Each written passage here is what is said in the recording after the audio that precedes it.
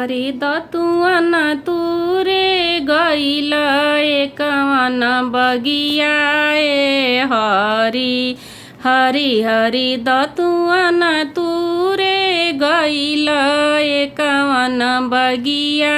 ए हरि हरि हरि दतुअन छाटकले झुलनी टूटले ए हरि हरि हरि दतुअन छाटकले झुलनी टूटले हरि हरि हरि भैया के यारवा हउए सोनारवा ए हरि हरि हरि भैया के यारवा हउए